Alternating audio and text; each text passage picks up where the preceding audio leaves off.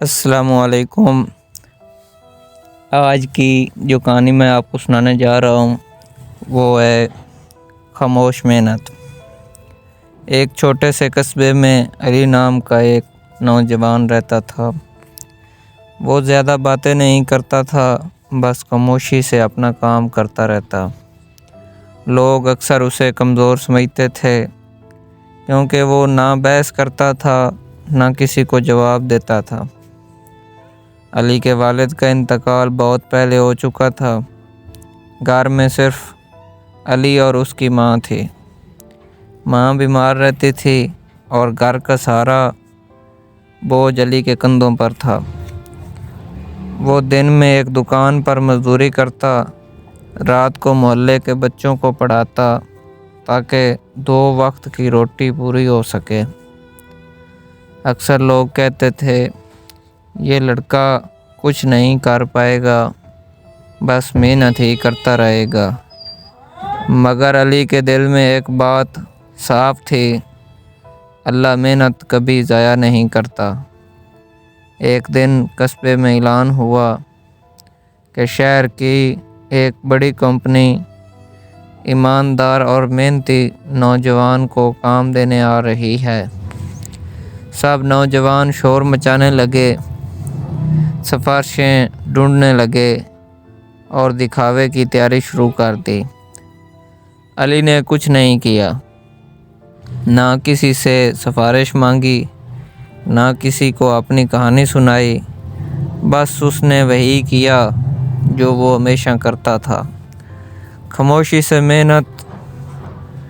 Interview والے دن سب نوجوان قیمتی کپڑوں میں آئے، باتیں بنائیں، اپنے آپ کو بڑا ثابت کرنے لگے۔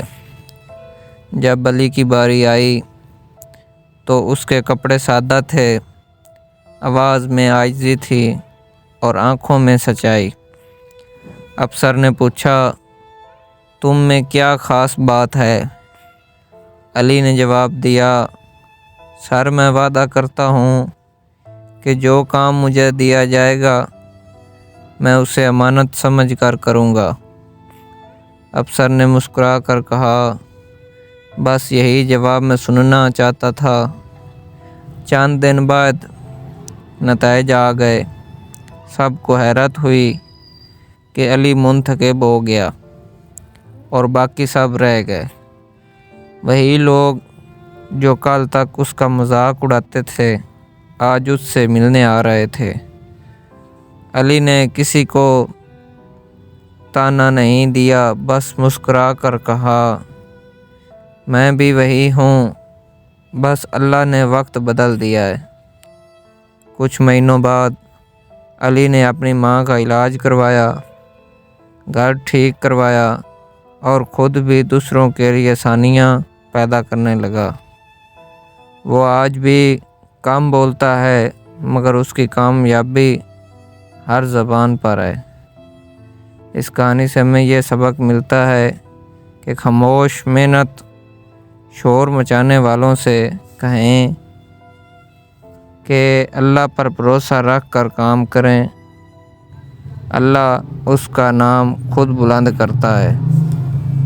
اگر آپ کو میری یہ کہانی اچھی لگی ہو تو میرے YouTube چینل کو سبسکرائب کریں، لائک کریں اور شیئر کریں۔